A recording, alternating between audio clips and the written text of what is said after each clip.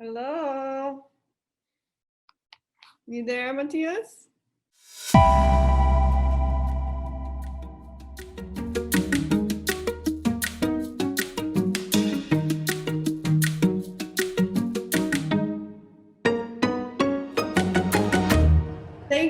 Thank you so much, Matías, for being here. This is called Great Minds in Quarantine. And the idea was that we would highlight all of the amazing people that come to Bella Vista and we've met through the Caffe and share what they're doing with their brilliant minds during quarantine. And it just so happens that we met Matías this past fall, was it? Like late September, and he came back for a week, maybe in November. And now he's actually streaming to us live from Argentina. So again, can you say what the city is that you are in Argentina? I'm in Chapadmalal. Well, first, thank you for this invitation to just like play around with you both. They're beautiful people. I'm so happy to be here. I think the name, the Great Minds in Quarantine, is a little bit big for me. The big mind, I don't know if it's great. It's big. There's humble people on the show. You gotta own that shit. Say, I am brilliant. So yes, I'm in Argentina. I'm in the rural part, in in between Sierra. It's like a small mountain range, and 500 kilometers south Buenos Aires, the capital city, but it's inside of the Buenos Aires province, and it's a Atlantic coast, beautiful place, amazing biotope with a lot of opportunities for a lot of agricultural development, and also for surfing, and also for tourism. It's a really beautiful place. Sounds terrible. Sounds like you're really suffering there, buddy. Yes, I'm suffering. No, I have a great life. I had to make these choices, you know. It was like I was born here. I made the choice to come here and to build this kind of life system for me. But I love it. And I know that when we were going into quarantine, I was like, dang, Leo, let's go down to Argentina, because then we can learn about just what you've done, your projects. And I mean, we could jump right in, but the reason why Leo and I wanted to go down there is you actually built your own house and you grow your own food, right? And we joke and say, I killed my chia pet. Like, I have zero skill when it comes to survival. I will entertain you on that island, but I would not know how to tie a knot, let alone grow my own food or build my own house. Can you talk about that journey, that adventure of trying to build your house? And maybe you said your walls are fermented?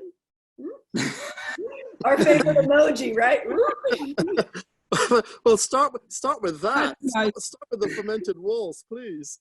Yes, please. That's the most incredible way of doing a house, you know, fermented first. Yes, but I think I'm a doctor. Yeah, I'm an MD, and I have different. You can say I had a different specialization in my life. I learned different kinds of medicine. I worked first as a surgeon in orthopedics and traumatology in Buenos Aires.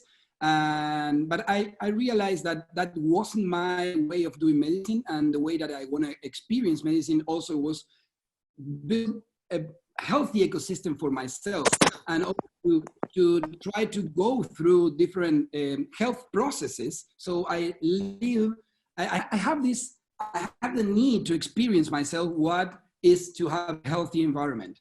And for having the healthy environment, I always be inspired by nature, by natural behaviors. So I started working with system thinking and system biology, and with naturopathic medicine and functional medicine. So from that theoretical structure, I also put my hands on, and I try to walk my talk. So I start making this. So there is a method to your madness, right? Because lots of times I think people that know you and love you, we picture you as this mad scientist, and I'm gonna ferment a wall, and I'm gonna build a house with just 2 other people. But you're saying there is a method to this madness that you really thought about, like you're saying, a different system of living that is interconnected. Right? It's all wine in a new bottle, my idea. Oh, now you're talking my language. You know, this is pure science. Biology is pure technology.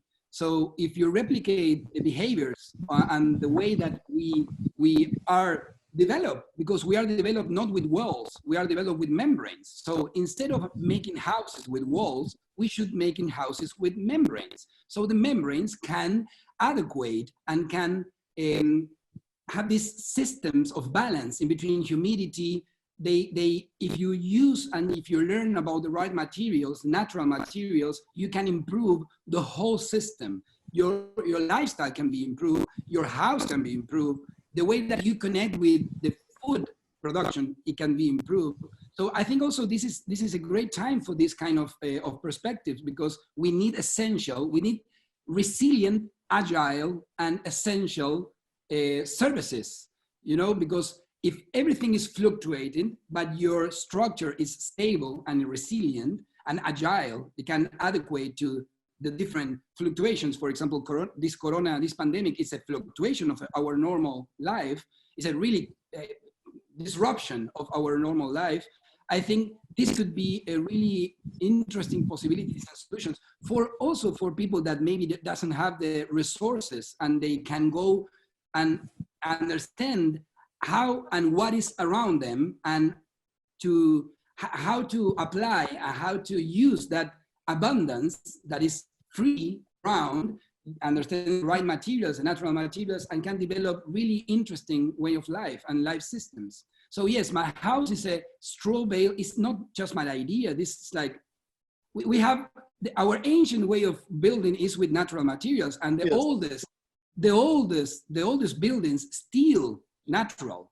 You know, if you go to Morocco, if you go to any part of I think all countries has their own old school houses. You know, you can search for around your area, and for sure Mexico, for sure they have like adobe buildings, clay, ramp earth. I don't know. There's so many techniques. Right. And in my house is United States.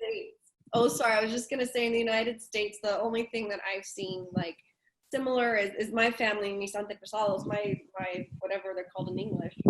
My ancestors, they come from, they settled in Santa Fe in New Mexico. So I know when I traveled there, it was like, whoa, everything. I thought I was in another country because all the houses were made out of adobe. But you were saying that your houses are, just to give people from the US who maybe haven't traveled outside of the US or haven't had the pleasure of going to Mexico, your house in Argentina is made out of 3 materials, you were saying? Yeah. Wood, straw bale, and clay. This is the main materials. Then, of course, sand and cow shit. Shit? You can't say shit online. Cow manure. Cow shit. Just not shit. Oh, okay. Cow manure, fresh cow manure. And so you can ferment clay with cow manure, and you're going to change the structure of the material. It's going to make a really, how do you say when it coagulate itself, you know, it gets like it's homogenized. It's like you build a whole structure in between clay and the cow manure. And also this viscosity makes really good for plastering. So, and also ash, you can use ash. I can show you. This is a wall that it's completely natural here. And that's your view in quarantine, not bad. You can see it's beautiful. You can have a beautiful like finishing with, look, it's a normal house. It's not like people maybe think that it's an Indian house or like an old school kind of teepee house, or like, no, you can build whatever. The design doesn't matter. It matters that you understand the capacity and the quality of materials, and then you can design whatever you want. This house is designed with a different kind of perspective during the sun. This is a solar passive ring. This is a solar passive house. It's a solar passive design. So I use the sun to capture the sun in the walls and in different materials to preserve the heat in winter and to repel the heat in summer. So I don't use heating system or cooling systems. So the house is like, it's an organism. It's a real organism. And you've seen the houses in the United States, right? And how inefficiently they're built. I mean, we're here in San Diego right now, there's a heat wave, so we're all dying. And then in the winter, it doesn't get that cold, but because there's no insulation, it's freezing. So you're saying the way that you've designed your house, is it insulated, or it just, okay. It just Insulated. captures the heat and uses the heat when needed. Exactly.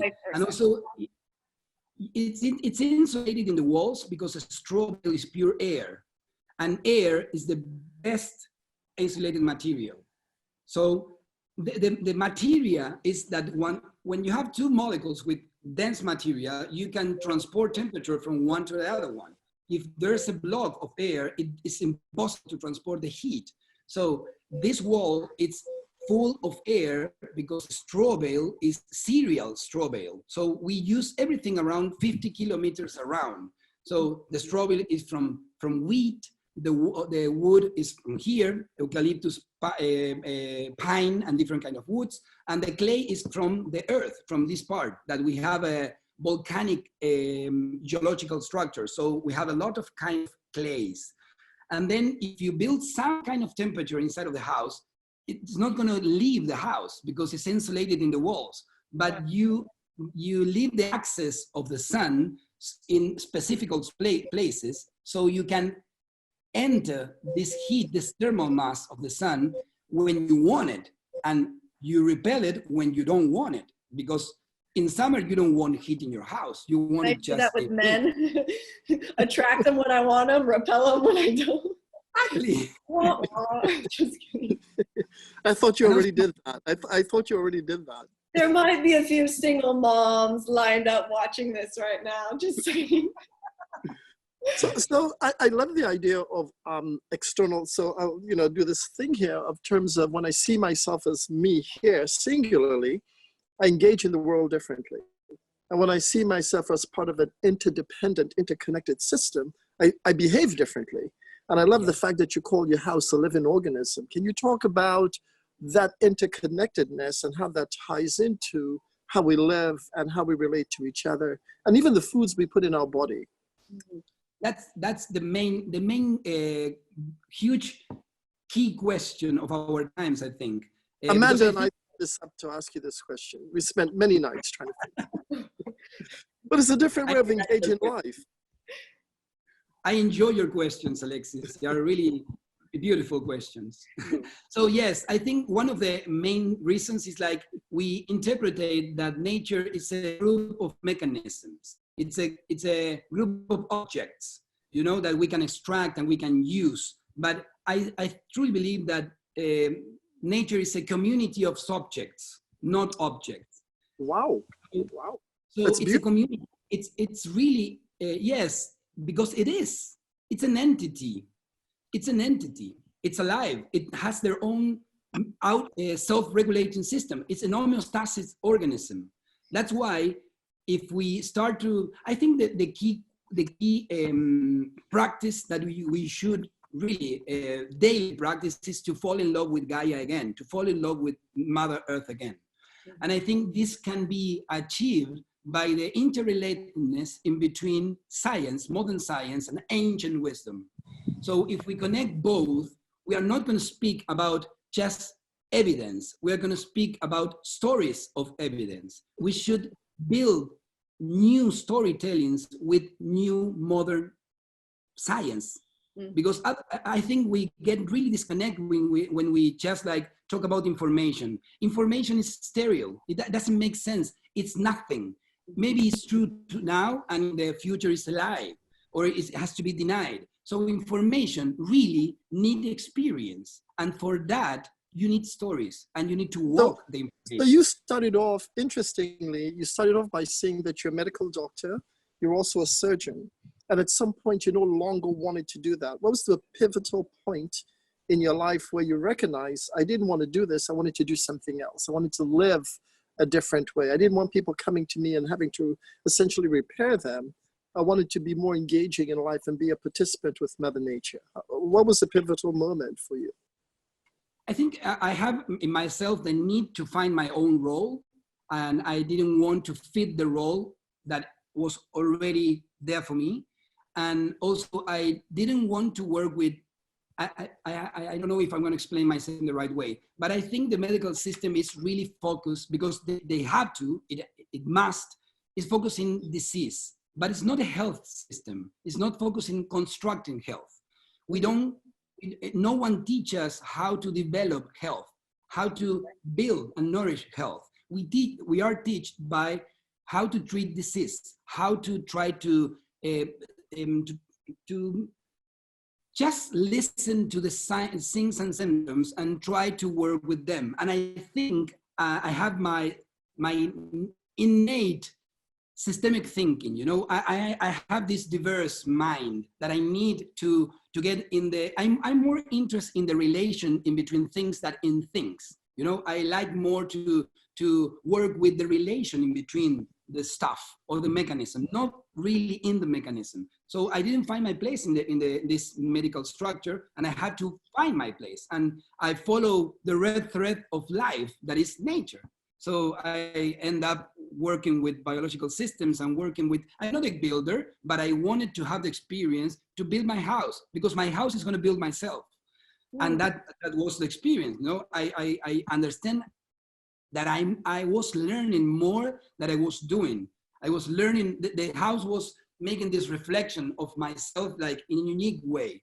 So I'm also working in agriculture. I work with permaculture systems. I work in different farms, in aquaponic systems, and I start to making all this whole kind of platforms of productive ecosystems and working with nature, not to preserve nature, to understand how nature dances and to try to work with that dance, you know, following that dance of nature to try to develop my needs or to understand which are my real needs. So I can get in that flow with nature. But for that, you need to touch the earth. You need to work with natural systems. Yeah. Is that part of a, go ahead, Amanda. Well, I'm just saying, I think I understand, because lots of times the complaint with my beef with the system, the health system in the US, is it's very, very remedial. And like you're saying, That's my umbrella. there's a storm in the background at your house. Wait, my umbrella behind me? Yeah, but it's very remedial. Like, and I think there's been a shift lately to have more preventative medicine. So for people that are watching in the US, those are the terms I think that they would relate to, is preventative medicine versus remedial. And that's when you're saying you're just focusing on the disease. I know that at UCSD and with their health system, we had interviewed Dr. Brenner, and they're also looking at empathy as well. So empathy and the whole system of becoming a doctor and what that means to be, to have empathy when you're working with your patients and when you're communicating with your patients. But going back to you being a systemic thinker, so you're saying building the house was just the beginning of the journey. What else is involved? You've got your house, you've got a garden, right? You have, can you keep going along that journey and tell us how it all connects? How does it all connect? I mean, I get these photos, and he sends me these photos. No, ladies, not those kind. He sends me these photos of like, look, it's beautiful, natural, what is it, like ginger beer, you know, it's yeah. You know, I'm like, oh my God, how can someone send me a beautiful picture of like ginger beer or fermented food or bread, and you're so excited about it. But yeah, because you realize that the secret of the interconnectedness in between all systems is how to translate the needs from one to the other.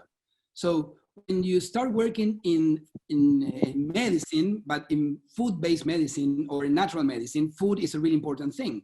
And then you realize that food is another way, food needs to be translated, and everything needs to be translated. So from one system, and to get in contact or to nourish the other one, and it needs a translation. That's why communication is so complex and it's so rich, because I need to translate my intentions or my thoughts so you understand them. It's the same with food, it's the same with building a house, it's the same with natural systems. So I get really in contact with food systems and with food techniques, or not food, it's bigger than food, but we can talk about food. And fermentation is one of the best and more interesting and bigger translators. You know, microorganisms are the origins of the mother of the languages. The bacteria understand all languages. That's why I had a lot of experience. I tried to build more experience in fermentation, because I truly believe that fermentation is a nucleus to speak about everything. It's a nucleus of practice you can realize through fermentation, and you can realize how nature works. And so there's so many amplifications around fermentation. So I ferment a lot of things, and I love to ferment beverages because it's like elixirs. You know, I do my own fermentation experiments. I do fermentations also with food, and I think it's one of the key elements of preserving health, because you can also. Can you go into that and say more about that, please? Can you kind of go into the health benefit of that and the relationship and the story about that? Okay, for example, in a practical way, if you get a cabbage and you analyze, yes, and you get a cabbage. If you have a cabbage in your hand and you analyze how much vitamin C is in the cabbage, for example, and how much vitamin B, or how are the structure of the nutrients, maybe just for hypothetical reasons, we are going to talk just the practical reasons, not hypothetical, practical reasons, maybe has 1 of vitamin C and 2 of vitamin D, or vitamin B. But if you ferment a cabbage in a sauerkraut, in a chucrut, in a sauerkraut, you're going to amplify the nutrient profile. Just because you leave microorganisms to open the language, the nutrient language of the cabbage. So you're going to get 20 of vitamin C and 30 of vitamin Bs. And also you're going to pre-digest that cabbage, the fibers, the sugars, everything's going to be, it's like an external stomach. It's like an external digestive system. So you make an amplification of the nutrient profile through fermentation. That's just to have a practical sense of what fermentation is. Okay. It's the same with the wall. If you ferment clay with the cow manure, you're going to amplify the physical and structure and the tense and the resistance and the deep connection, the bonds between the two materials. Because really, bacterials are the mother of the languages.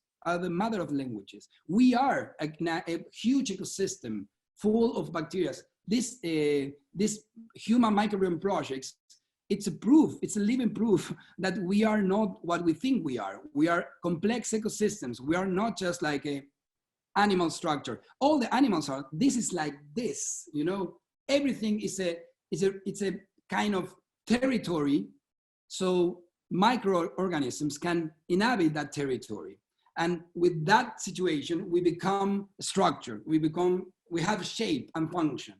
But yes, microorganisms are the secret of almost everything. And there's that laugh. There's that signature laugh, right? Now you wonder why I call them mad scientists. So I will say it's funny because when, and I'm gonna unmute Alexis, he was back there, the wind was blowing. When Matías and I met, we met through another friend, Fede and Romina, and Fede was talking about you for years, and he just says, I need you to meet Matías, I need you to meet Matías, and he would try and explain everything you were doing, and I'd just be like, oh my God, I don't get it, I speak Spanish, but I don't speak science, right? And then I remember before you were coming, he was texting, and then I was like, okay, you know what, just get here and tell me what you're doing, and it'll all make sense, and then we'll know what your passion is and who you need to meet. And so one of my favorite things is I've been curating bromances at Bella Vista since 2012, 2013. And it was fun when you came here because this is what the social club is all about. And the bromance that unfolded between you and Alexis Dixon right here, our co-host. So funny. I mean, you guys met and then you were gone like for 2 hours, and no one could steal your attention. It was so much fun. But I think a big aha moment before we'll get to your bromance was talking about going back to communication, because you and I were going back and forth, and you were kind of saying like, oh, I want to write this book. I need to write this book. I'm stuck. And I said, well, why does it have to be a book? If you're passionate and you communicate better in person, right? Why not just start to do Zoom calls and start to do interviews and start to do, kind of TED Talks? So are you writing that book, or what is going on now? How are you getting your, and you're muted, hold on. How are you getting your information out to people? There's different ways. I think I'm doing both things, trying to, through communication, through active communication, through oral communication, through Instagram lives, through teaching classes, seminars. I'm trying to build this platform of knowledge, of organized knowledge, so I can sooner or later write this book that I wanted. Because I have also a mentor. I have a German mentor that is really a beautiful woman, Susanne Fischer-Rizzi. It's a really interesting woman. It's a wise wisdom keeper. I think she is a wisdom keeper. So I'm blessed to have this mentor. And I wanted to have the experience to go through the processes of writing a book. Even if this is a complex thing, I wanted to, because it's another way to experience perseverance, and to maybe nourish another qualities that I have to nourish. Right. So it's not just to write a book, it's to go through the process of writing a book. It's not just to build a house, it's to go through the process to build a house. And it's not just about like making medical advices, it's about like living the medical advices, no? It's about that. Okay. Also, I have an NGO, I told you, La Pai, that it's working. This NGO, the main purpose is to do this systemic thinking for health. So we need to, I'm trying to build the right team to make a really interesting project in what I call medicine-based in agriculture. So the idea is to work with... Hold on, I'm just gonna repeat that. Medicine-based in agriculture. Yeah. So I think that health sovereignty, I don't know how to say in English, like sustainable health is really important, and everything starts with food. From food, you can do everything. You get from food and from plants, even more than food, from plants and animals. So the relationship between plants and animals, you can do everything. Right. And everything is not just raw food, not just like add value of that raw food, also to make medicine from that food. That's nutraceuticals, that's phytotherapy, that's distillation, and try to make a system, sustainable system of health from agriculture basis. Because I think that's going to be a community system of health. I think it's the main, that should be replicated in every part of the world, because this pandemic is showing us that we need to be organized and we need to design our health. We don't have to go to the hospital to start thinking about health. We don't have to go to the medical practitioners and to medical doctors to start talking about health. We need to design health systems, right? And health sustainable integrative systems. And I think that's the secret of sustainable humanity, because otherwise we are not going to be adequate to react to different challenge that we have. If you think about it, there's challenge bigger and underground than the coronavirus. For example, bacterial resistance. Bacterial resistance is a huge pandemic. It's a huge problem.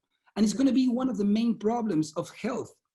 Health is going to be the main problem. Hold on. When you're saying, because I have to slow it down for people like me, when you're saying bacteria resistance, and I do want to get back to that thought of food as medicine, because I think oof, you've met my family and I love you, Mom, I love you, Dad. But whenever I tell them, like, can you eat healthy? It would become this big fight. And they didn't understand that it was coming from a place of love, and it was just different generations, because they grew up with, you know, microwavable meals, and it was just different.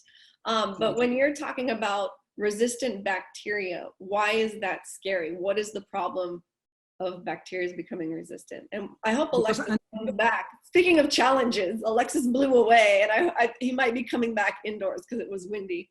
Doesn't matter. We're gonna handle it here. Bacterial resistance is a problem because we are using too much antibiotics, and antibiotics are losing strength and efficiency. And also, we're not using antibiotics. We're using a lot of antibiotics in humans, but the main problem is the animal industry. Because the animal industry has the agriculture, the animal cultivation has the intensive agriculture of animals, feedlot, principal feedlots, yeah? They have a calendar, they have a schedule, you know? Vaccines and antibiotics, it doesn't matter if the animal gets sick or not. So it's an enormous amount of pressure. So bacteria are getting adapt. They're adapt. So they're getting resistance. They are figuring out how to jump all the antibiotic mechanisms.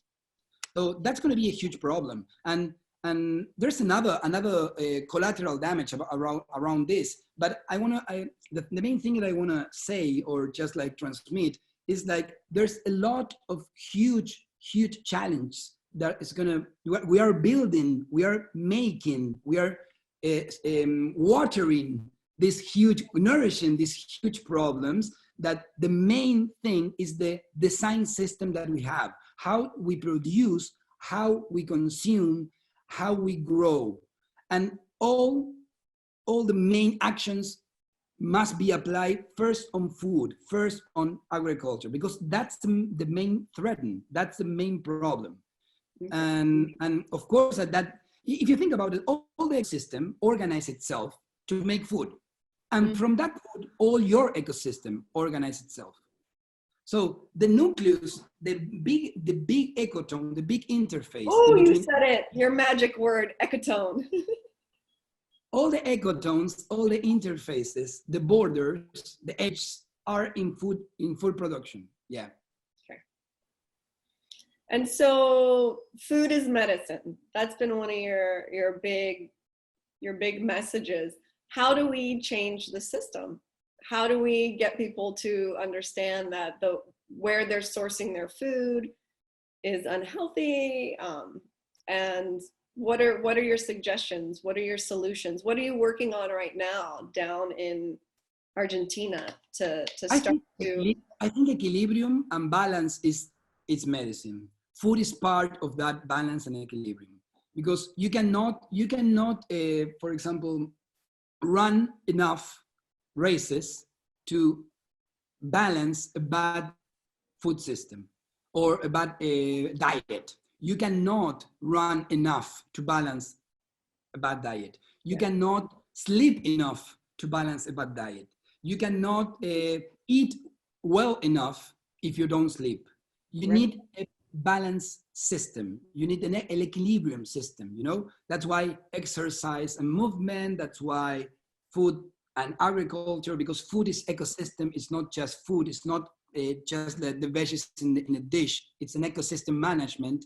And that's the main thing that people should understand. When you buy food that is grown properly in a regenerative design, or a permaculture design, or agroecology design, you are not just buying food. You are working with the farmer, and you are working with the earth. You are working with water management. You're working with sustainability. It's the way, it's like it amplifies your actions. When you buy good food, it amplifies your actions. It's not just you. It's also the propagation of that choice, you know, that is important. My grandfather was a planter. I was listening. Sorry guys, I'm outside and the wind is... Okay. We're happy you're able to be outside under the bougainvillea. I'm outside. Well, I'm close to outside, and the kitty might jump in at any moment. So, you know, and also the colors are getting better, Alexis. Are getting better, the colors. It sounds just like go around the house. it sounds like everything you're talking about is an argument against progress and technology. We're told that technology was really going to be our savior. And as you're speaking, my grandfather is Scottish. Alfonso Forsyth was a planter in Grenada. He exported cacao and nutmegs to the global market. As a little boy, when I would go on holiday to visit my grandfather in Grenada, if I wanted a mango, I would pick it off the ground and eat it. If I wanted a guava, I would pick it up and eat it. We grew pineapples, cashews, spices. And there was a word for that. It was called food. It wasn't called organic food. It wasn't called farm to table. There was just this lovely, simple word for it, food. And something quite miraculous happened during that time. You found that people 80, 90 years old looked like they were 40, 50. People walked. They had a relationship with the land. They grew things and ate things in the cycle of the earth. They didn't eat things that were out of season. Food wasn't called medicine. It was just simply this relationship, this story, this conversation that we have that with the land that we didn't see ourselves outside of, but we saw. Oh, this is when he freezes and it's a cliffhanger. Did you freeze too, Matías? No, I'm here. It was really interesting. I know. So I think he does this on purpose. Like he freezes, so we go like, say more. We're on to you. We're on to you, Alexis. So it sounds like you've built from a medical, construct and a scientific construct that you've built an argument against what we call progress, because it seems like progress has pulled us outside of nature and have told us a story. And the story we created when we came outside of nature was that we're no longer part of that. This is objects, these are things, and we're here to utilize these things to our benefit, whether economically and otherwise. And so where am I going with this? Where I'm going with this is that you seem to have built an argument against progress in respect to our relationship with the world. And is it against progress? Is it progress in technology that's brought us there, or is it greed? I'm just going to one up you. Yeah. I think it's not, it's multidimensional. It's not just greed, it's a little bit of greed because that's an individual choice. I don't think the progress is the problem. The problem is how you direct or guide the progress.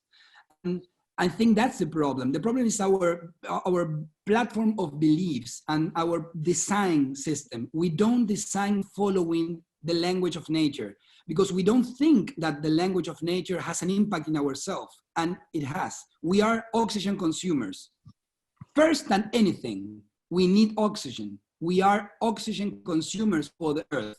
The earth, it has an abundance, an excess of oxygen. It needs someone to get the oxygen outside of the atmosphere. And that's why we are here. We are not so important. We are just fragments of the self-regulating system. But we don't think that this is important to believe. So we don't understand, we don't follow natural guidance, and that's the main problem. We can have the same comfort lives, different comfort lives, how is the difference in between? In Spanish, we have two words different. One is comfort, and the other one is comodity. Comfortable. Lazy. Comfortable. Comfortable. I'm talking about you mean like perezoso? Perezoso is lazy. Exactly, cómodo, perezoso. Okay, the difference in between comfort has a good quality of life and try to not do too much things to have that comfort or to make an easy comfort. That's a huge problem because we don't understand the value of working with the land and the complexity of working with the land. And there's something that is really important to bring here, that is ecosystemic services. We didn't until now appreciate just maybe the ecology and the ambientalists and people that work with nature, but the other platform, for example, the industry doesn't consider the ecosystemic services that things made. For example, a cow brings, while it's eating the prairie, brings an ecosystemic services. It's stable as the water. It renews and regenerates the prairie. Meanwhile, they are eating. So if you take that part of the system out and you just put all the cows inside of a big space and feed corn and sugars to that cow, you are making two things bad. First, you are not feeding the cow with the right appropriate food, so the cow develop the appropriate nutrient density first. So you are eating a low density or a transformed nutrient density in the meat, if you want to go to the nutritional part. But the other one is you are taking this potential benefit of the ecosystemic services that the cow made. So you are contributing with the unregulating, you are making more pressure to the system. So the system has to change. The natural system has to change. So I think that's why systemic thinking is so important. That's why natural biomimetism or biomimicry, it's so important to make it science. You think, Alexis, one thing, we have an economy and a progress that should, for us, I don't know who invented this, that it cannot stop. We say that economy cannot stop growing. It must grow indefinitely. It must grow. And in natural system, that's a problem. If you have something that it cannot stop growing, it's because it's not listened to the context. Because every structure in the system has a growth rate, then stabilize itself, then start to senescence and to decay or to transform. Decay is not death, it's transformation. So I think we should start talking about how we can redesign the way that we design, following biomimicry, following natural. How much of Western thinking, this seems to be really imbued in Western thinking, and in part in the notion of rugged individualism, right? I mean, if I see myself as separate from everything, then everything can be commodified. Everything becomes an object for me to use the way I want to use it. And for me to then go into systemic thinking of ecosystems that a cow brings to me becomes an inconvenience, because all I want is that cow to be as big and fat and ready for market as much as I can. So how much of that is really tied into this notion of rugged individualism, and that it's all about me and I'm separate from nature? Yeah, and then it's productivity. If your just goal is productivity, you don't care how your product is going to be. You need that big fat cow, and that's a problem.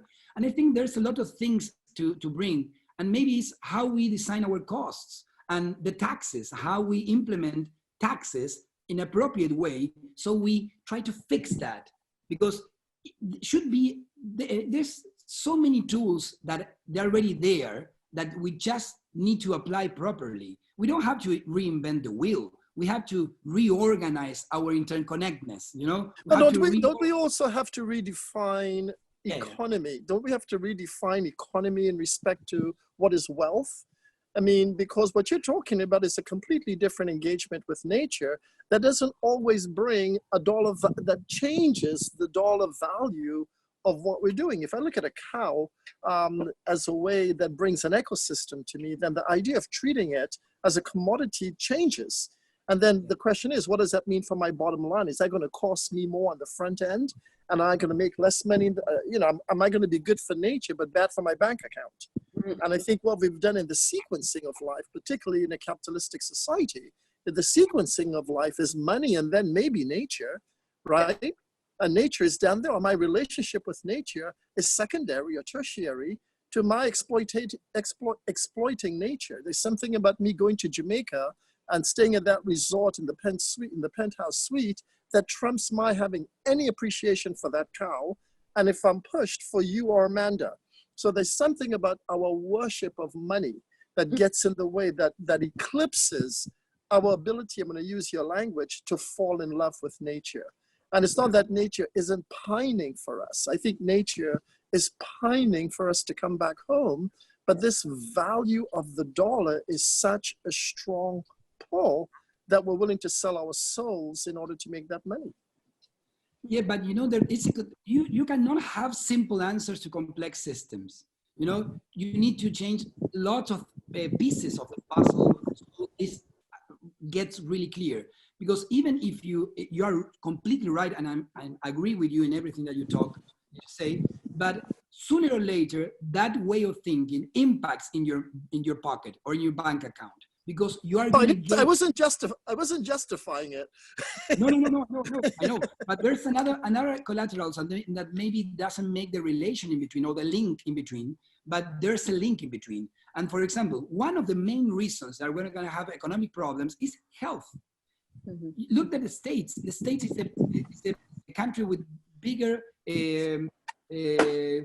you say PBI, Producto Bruto Interno in English, my God. Say it again. Okay. Say it again. A rich country. It's a rich country, you know? Yeah. It's a rich country. Money-wise, rich country. But it's an unhealthy country. Yeah, so in every aspect, the quality of life, you know, some people say, oh, you know, don't you love living in the States? And but that doesn't make sense. No, like I have to go to Italy to eat good food, because in the States I get sick because of the food. Oh wait, I shouldn't say that. I own a restaurant. Never mind. But you know what I mean? Like it's anyway, don't get me started. I want to clarify that I'm not anti-system. I'm not anti-anything. I'm I'm trying to find the right path and the right actions. Because also, if I have all the possibilities, all the money in the world, the problem is like, what should I do first? Yeah. So if I have, I found this in lots of time in medical consultancy. There's people that want to make things good and right, but they don't know how to start. They don't know what is right and good to do. Mm-hmm. So I think with investment and with the science system and with industry, it's the same. And we have to try to find a platform. I think permaculture is the platform. It's an academic platform to understand how to work with nature in a practical approach with tools, with right and concrete and solid tools. And I think people should get more in permaculture, not as like a sect or like a, I don't know, you know, like not be radical. Alternative lifestyle, right? It's almost like you're an alternative lifestyle if you eat organic or you, that needs to become the norm, right? That's right. Yeah, exactly. Well, I think too, you know, when you look at business and business structures, there's a lot of talk of how systems are going to change. And we talked about it. You said, you know, we're going to need to rewire ourselves to be more interconnected. And I think you had talked about essential needs, that food and water and housing and sanitation, right? So if you were going to go and build your own city or village, those are the 4 essential things that need to be covered, right? Food, water, housing, sanitation. And say it again. We need to educate young people to do this. Mm-hmm. And that we need to be able to do it, you were saying, on a local level, right? That I think the term you used was native immune system. We need to be working on our native immune system. What does that mean? Our native immune system is the one that you build from the moment that you're born. You know, we come with a native immune system that is like the one that it can face any challenge without asking the passport of the university. You know, we don't need to know the name to adequate control that challenge. That's the immune system, the native immune system that acts without knowing what happened outside. Nature doesn't know until it knows, until it learns. So it's the same with us. We came like a blank paper, yeah, with this native immune system. And this native immune system is the one that is going to be in charge of your health until you start getting specific disease. Well, this is the same with the community. The native immune system is the one that we need the most, so we can be aware and we can be prepare for any challenge. And that's housing, food, exercise, and culture. Okay. Energy. The same with us. Now we need to empower our native immune system so we can be at the level of the challenge with this coronavirus, because with this coronavirus, it's a new challenge for us. So we are not going to use acquire immunity. That could be a vaccine, that could be just like facing the pathogen, facing the virus. We need to empower our own immune system. It's the same with humans and it's the same with community. Because in fact, you are gonna get all the benefits of your community with the management of your ecosystem, of your territory. So if you work locally, you're gonna get the best food, the best water, the best housing, the best energy for your immune system. That's the same with the community. The community native system is the same as an organism. I think that we have to change the communities with functional units. We should develop functional units. We don't know the size of a functional unit. We should start knowing what's a functional unit. You know, a certain amount of people in a certain surface of territory that can handle adversity. They have these essential services to have a quality of life. And I think that's the basic thing that we should start working on. Okay. Are there societies or communities that are modeling this to any degree at all? Can you point to any societies, cities, small places that are beginning to pivot to that native way? Essentially, what you're talking about is, for the most part, you know, how our ancestors lived prior to technology. They were in harmony with the land. And I'm going to go back to what you said before. That requires a different story that we tell ourselves. But is there any communities or cities or nations, you know, that are doing that? Yeah, for sure. If you follow the permaculture movement, the permaculture platform, and all the projects that come from permaculture, for sure you're going to find a lot of beautiful, beautiful projects. And there's an ancient 50-year-old community in Europe that it's called Tamera. It's nice if you start like researching what is Tamera. I think you're going to, Alexis, you're going to like it because they work more of the healing of the biotope in an emotional way and also in a practical way with permaculture approach, but they are focusing in healing of the biotope, healing the earth through emotional techniques and emotional forums. So it's really interesting. But also there's another one, it's called Aura in India. There's a Siebenlinden in Germany.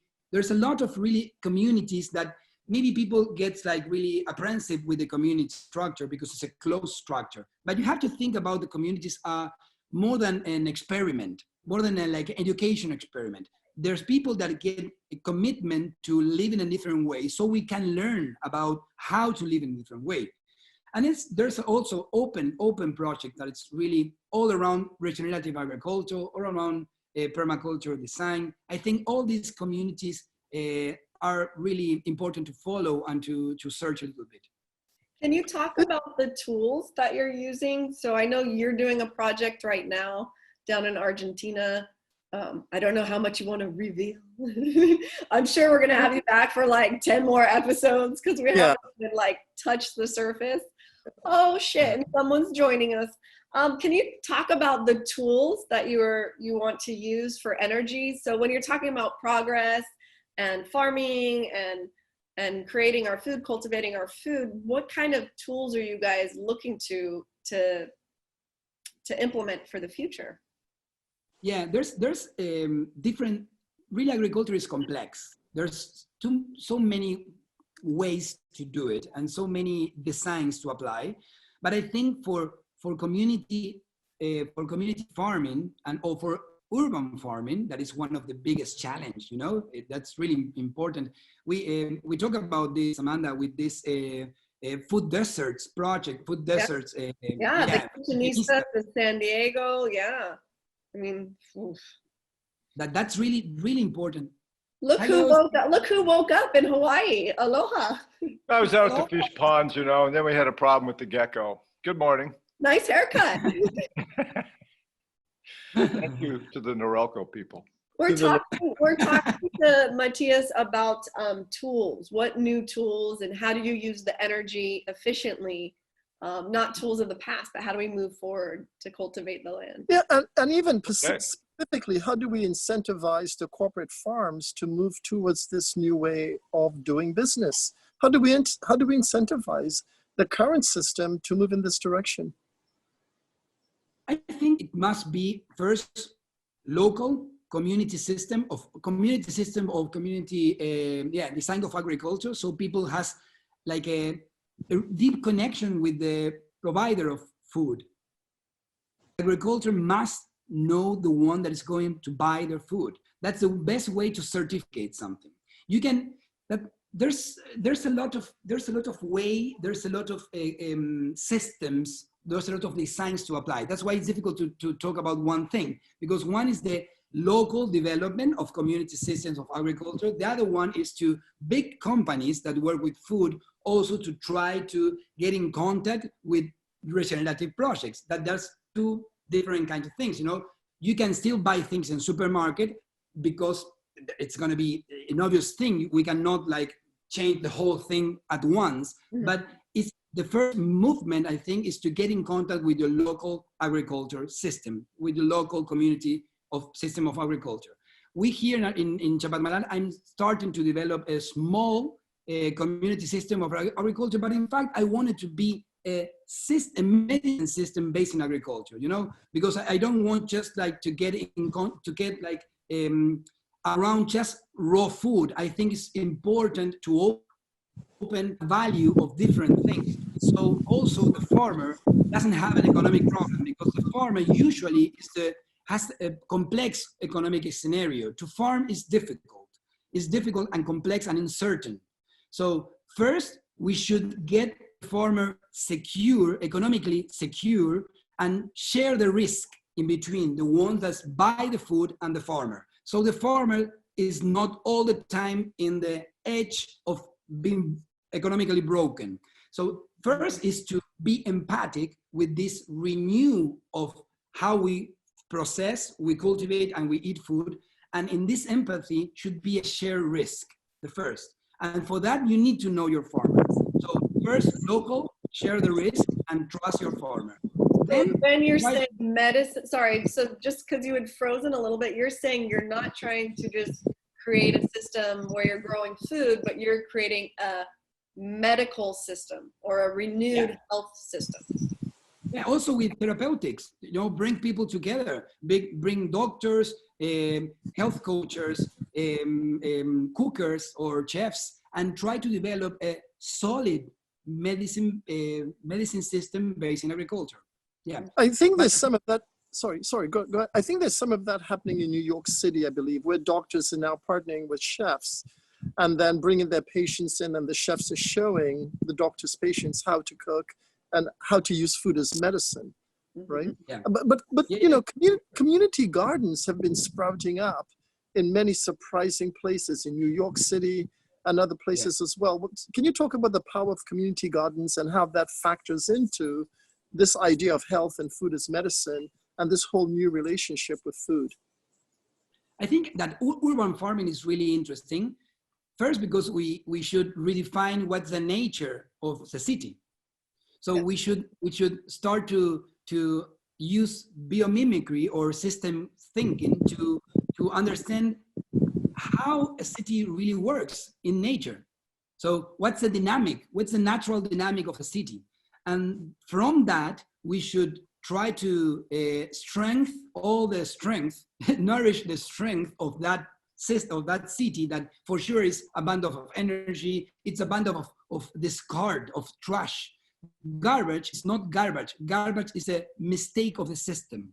Garbage is a fail of the system. Garbage shouldn't exist. It's pure gold. Everything it's in there. We should revalue our garbage. And I think there's a lot of raw material and a lot of garbage in cities that should be reused.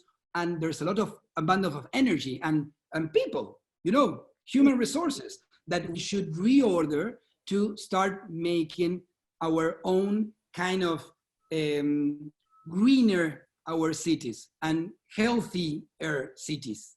Well, I think it's happening already. I mean, it is a kind of a futuristic ecotopia, to use the name of that old novel. You see the farm to table started out with Alice Waters' restaurant in Berkeley, of course, right? Chez Panisse, and went to Greens and went all around the country. There's a whole thing in the San Diego and California school systems where they try to increase the diet.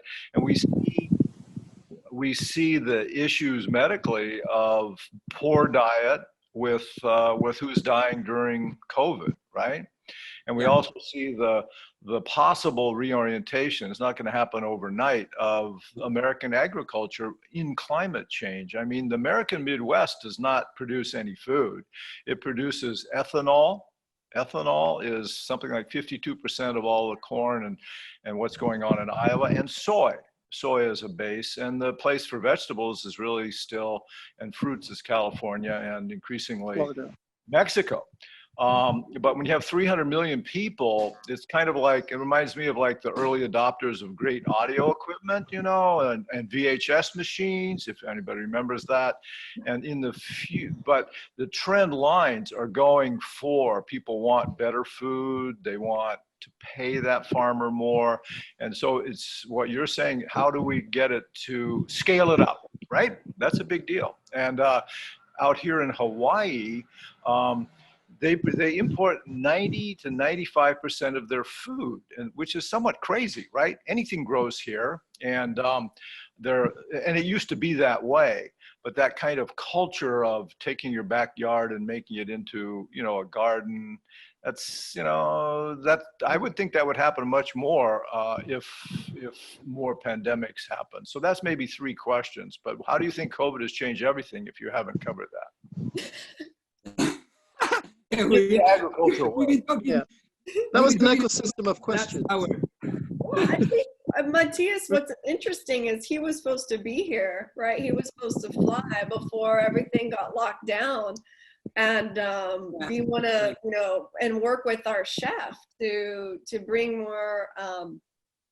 more of that awareness of food as medicine. And we always talk about, well, can we do a garden up at Bella Vista? And I know even you've been to my parents' house, like we have that conversation about all these houses that have huge yards covered with grass. And my sister is always trying to get my parents, like, can you just take out the grass and put a garden in there? Sorry, Dad, I know you're watching. He's probably like, I don't want to watch anymore. Calling Dad out. You know, but I think our generation, like, we really want to do it. We really want to be able to learn how to grow our own food and to make that part of our everyday. I hate lawns. I hate lawns. They're a British affectation. Really, they are. From the 1840s, it's like destroying all the elephants of Africa to make piano keys for the middle class. At a certain point, people got into the idea of lawns because the Queen had lawns. I mean, it's ridiculous, right? And Americans are all these immigrants who want everything kind of clean and all that stuff. Well, let's have some, you know, gardens and food are a little bit messy. Let's do that. You like Matías, everything you've talked about, I love, and that's where we need to be. That's where we should be. We're in relationship with the ecosystem of the earth. 2 things. One is we seem to have the know-how. We definitely know how to minimize garbage. We certainly have the resources and the intellect and the creativity within the United States, within Western culture, to do every single thing you talked about. There's no shortage of intellectual and creative heft to do that. We don't seem to have the will. And I'm trying to think, for the love of life, we've had all the resources, all the intellectual capacity to do it. How do we infuse the will for people to do that, both at the systemic level and then the community level? I mean, how do we do that? Because we have the capacity to do this. There's no money in it. There's no money in that. Go back to that. How do we monetize that? Empathy dart. How do we monetize empathy? How do we monetize? I think we get a dart and then we like go travel. That's a good title. I like that. But excuse me for interrupting. Go ahead. It gets difficult when one thing that Steve came with, that it's scaling up. I think we shouldn't scaling up. Yeah, let's chill with the scaling, right? Let's chill. Oh, you think it's a leveling out or a spreading? It has to be a broadening. No, broadening. It's that pressure always to scale. Everyone asks me, how are you going to scale? How are you going to scale? How are you going to scale? No. Don't scale. We should cooperate. We should make an interconnect system of small agricultural systems. That's why you can get organized. We have to be followed by nature. Nature doesn't have a huge cell, a global cell. It makes interconnected units. That's why if one unit gets killed or die or sacrifice itself because it cannot handle it, the other ones can keep going. We should start thinking about different ways that we think our way of changing also. And I think also Alexis came one thing that is also, if you think about the whole system, you're gonna get mixed up. Think about yourself. That's interesting. when you want to change something, you have all the resources, you have the knowledge, you have the intelligence, but you want to change an habit. You can't do it from one night to the other one. You cannot, because first you are afraid. You are afraid of everything that you've been taught, your system, your platform of beliefs. You have to change the way that you see yourself, and you have to change one thing that I think is the most important is practice. You cannot change something without practicing. You cannot change the way that you think from your mindset. You have to practice a different way of being. If you want to get out of depression, you don't have to go just to the psychologist. You have to get up in the morning, fresh, make your bed, and go out and run. You have to practice a different system. So I think the first way to change something is to practice it. Not just to think about it and the complexity, practices. Because that's I think the best way to get inside of the solution, to be part of the solution. When you practice that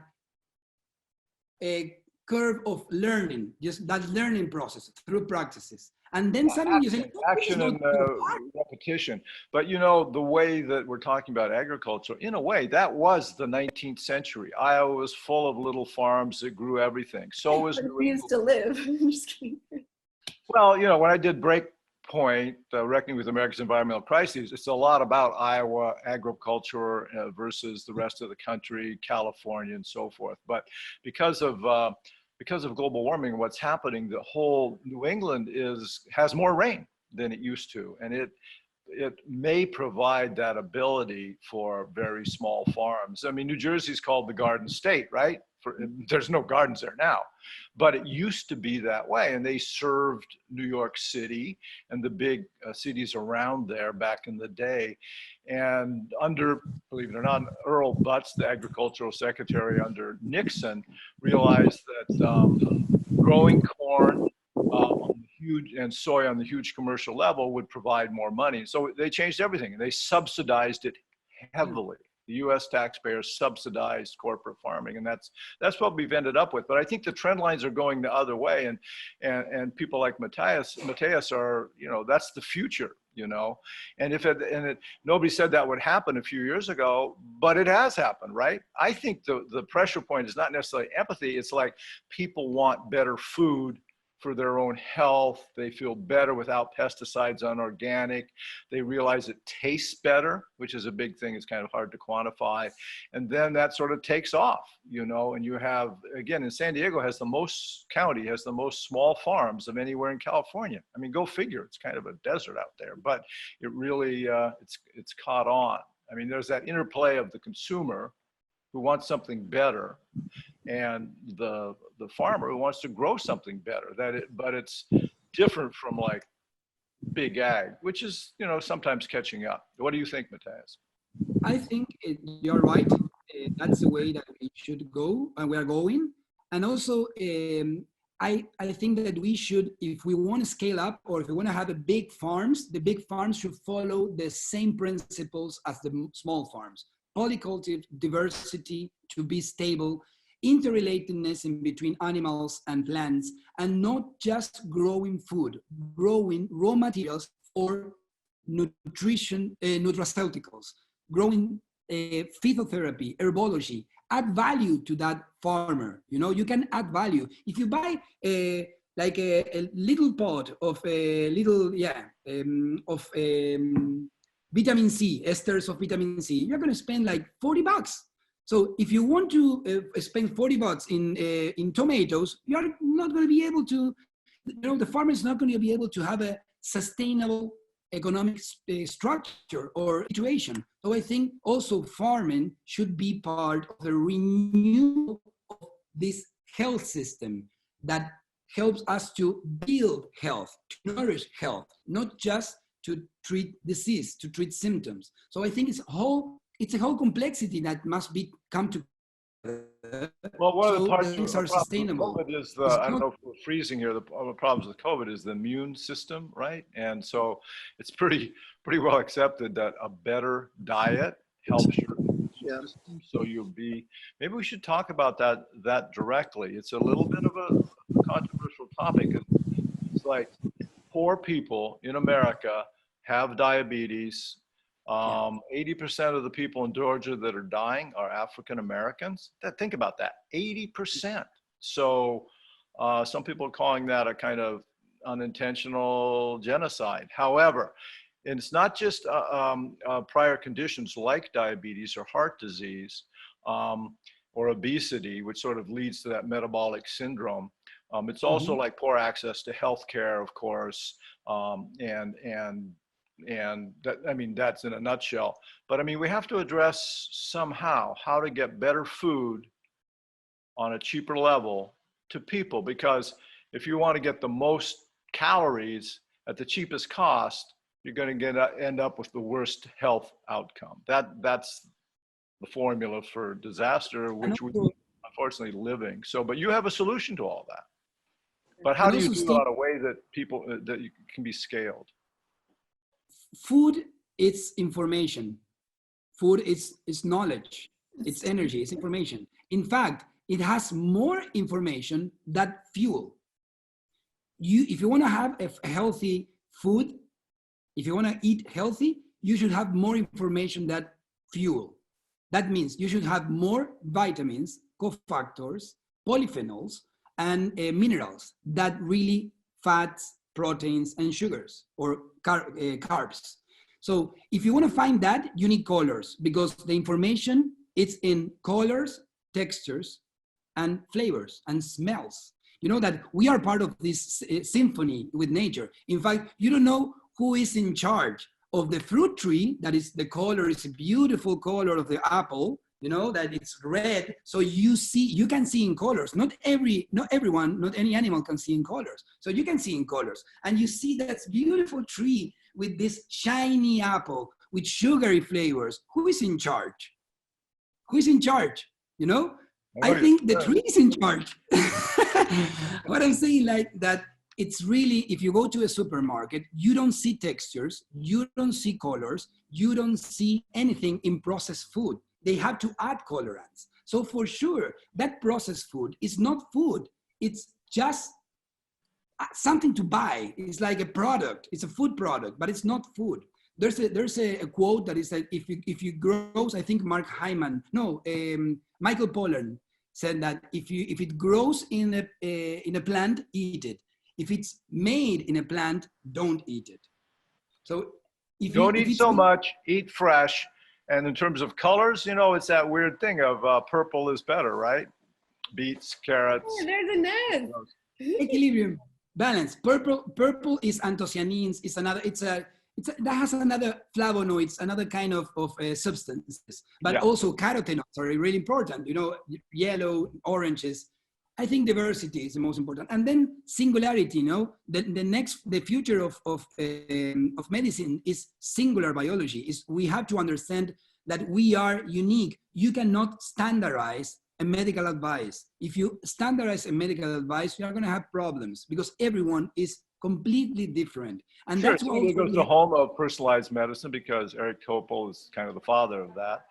After the incredible disaster around an arthritis drug at the Cleveland Clinic, he spoke out and basically got pushed out. But I mean, one drug doesn't fit all. You know, what will save your life might kill me, or vice versa. And we're in that world now. Maybe it hasn't spread out everywhere, but you're right. But this is why we need to get Matías to San Diego sooner than later. Could you send me some, some vegetables or something from Argentina? Some physical problems. Yeah, you know that here we have a really huge problem.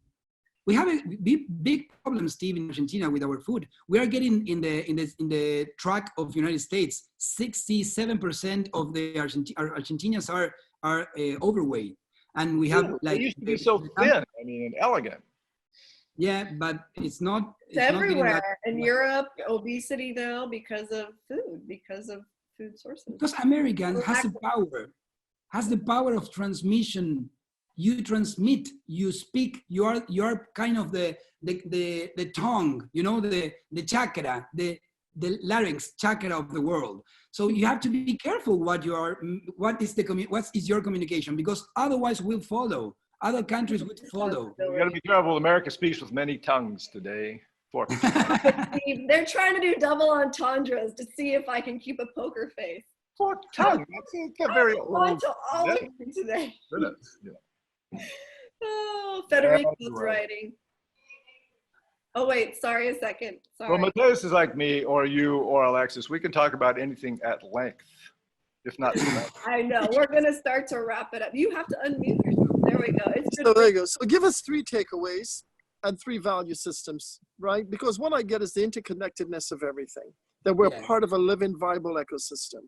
What else do you want us to know? If the individuals were leaving and really enjoy this, and they're going to walk away with something, give us 3 and the value systems that comes with that. I think everything comes with falling in love with nature again. Respect nature and reconnect with that. Go to nature often without the cell phone. Leave your cell phone out at least for a couple of hours, because really that's disturbed and perturbed, and take your action. Your focus is out of this world with your cell phone. Even if you have it in the pocket, leave it outside. Go to nature, real food, and sauna. You know, other part of this. You know, the sauna is one of the most impressive non-active health system that you can be exposed. You know, without movement, you are getting all these optimal benefits, because if you think about it, there's some intrigue question about temperature. You know, our immune system, nature, not immune system, nature never works in optimal conditions, always work in suboptimal conditions, because in adversity, you need this optimal to get through the challenge. So we always are in suboptimal conditions. And there's some things that puts you in optimal conditions. That's one of that is temperature, is rising the temperature up. Your immune system, your immune cells get really accurate in their function in 38.5 Celsius. You have Fahrenheit. I had to change that. I don't know how to change that. Well, I never eat in the shower, but after a swim, you know, you can take a hot shower, because in the swim in San Diego, it's cold. Hot shower, then you put it on cold, and that creates an endorphin rush. And that is the sort of poor man's version of the shower.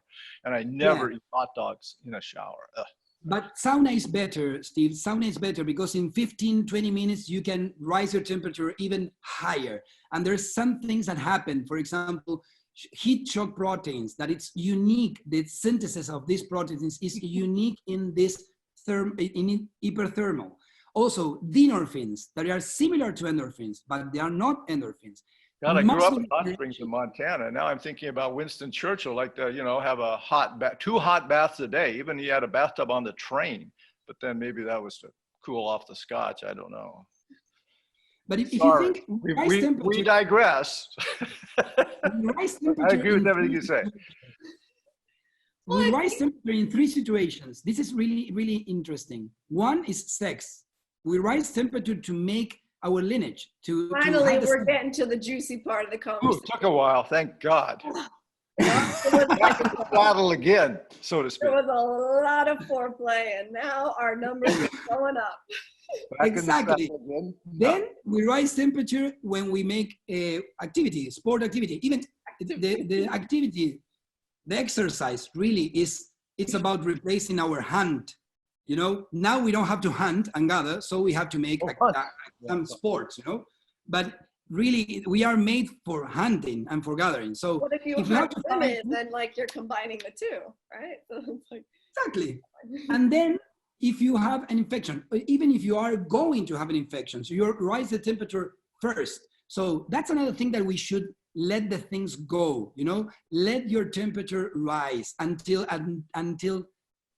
38.5. Don't touch it. Don't take any pills. Let your temperature rise until 38.5. It's good. 39, you can start making your What is that theory? You mean because it's fighting in a good way and you don't want to Of course. That's a learning process. You are giving your body to learn this pathogen. It's important to to trust in your knowledge, in your system. That's another thing that we should change. How fast we react to symptoms. We don't want to even understand the symptoms. We want to get it out. You know, we don't want to feel any pain. You want to get it out. You don't want to understand yourself. We have to understand, and we have to trust in ourselves. We have to build health. So trust in your health. If you're working for that, trust in your health. Who said we couldn't have a virtual social club? I mean, right? If you guys haven't been to a cafe, or you haven't been to a restaurant or to a dinner party, here we are. So this is beautiful. Hold on a second. I think we're wrapping it up. Here we go. Yeah. But this is what normally happens in the cafe, right? This would be a normal conversation in the cafe. It sounds like that we've gotten lazy, and that we don't want to take the time to think, to understand. And I think when you talk about being in harmony and being part of the ecosystem of the earth, which is a living, viable organism. I mean, I love the fact that I'm reminded of that. When the astronauts are on the moon and they look at Earth, they have something called the overview effect. And I've talked about that before. When they come back to Earth and people say, where are you from, or where's your home? They say, my home is Earth. My address is where my house is, but my home is Earth, right? And the distinction between those two things, there's a sweetness and an elegance to that. And so I love the fact that I'm part of a living organism. Almost said orgasm, but a living organism. And I really would have lost it. We're part of a living organism, and we're in relationship with that. I love the fact you said our purpose here might be nothing other than to take out a certain amount of oxygen out of the atmosphere, right? I mean, we are in relationship and in partnership with this living organism. So I love everything you said. I miss you. I wish you were back here so we can keep doing this for dinner. But thank you for everything you shared today. And I love lastly, I love the fact that you put it on the individual. I love the fact you asked the question, what are you going to be complicit in, right? If you want the earth to be a different place, then tell yourself a different story and start behaving differently so you're not complicit in what's out there. So I love that. And that's a big conclusion. And honestly, Matías, I think a lot of people are ahead of their time, and we know you're ahead of your time. And when we met in the fall, we had all these ideas and all these connections that were made. But I think you were ready, but the world wasn't ready for your message. And now somehow through this global pandemic, the stage has been set. So we're here, we're ready, you know, Bella Vista, the world is ready. And I think it's going to be pretty amazing. One of the things I wanted to touch on before you leave, you had mentioned followers versus leaders. And we've seen that, yes, this has been a world definitely of followers, almost like sheep. But there's also been amazing leaders that have risen during this time of uncertainty, and you are one of them. So we are ready. We're excited. You've got the knowledge. You've got the information. You've got the charisma. Don't worry about the book. The book will be there. Keep talking out loud. Keep connecting. We'll get you here as soon as we can. But in the meantime, how do people find you? They can find me through my webpage, lapai.org.r, through my Instagram account, through at Matias Iwanow, the same in Instagram. I think through Lapai and through Matias Iwanow, they can reach me, and there's a lot of information, and we can share and we can open. I'm working with an agency of communication also, where we're trying to make a team and to bring the right partners and the right people together. So we start. This is it's a huge puzzle that we have to reorder, you know, or to put together. So we are trying to do that, and you are part of the big part of that puzzle. I know, and don't worry, Leo. We're going to Camp Matías to learn how to build and do it all. All right, I love you so much. Thank you for taking time. And I know we're going to have you back on plenty of times to different segments as an expert on everything. So that's it for now, guys. And if you love this, Matías is going to be on Bella V TV, BELLAV, and then TV. An edited version of this will be online on YouTube. So check for Matías on YouTube, and then it'll be on Bella Vista platform, Facebook page until then. It's just been an amazing conversation. Thank you, Matías. Thank you, guys. I love you guys. Love you guys. All right. Bye-bye.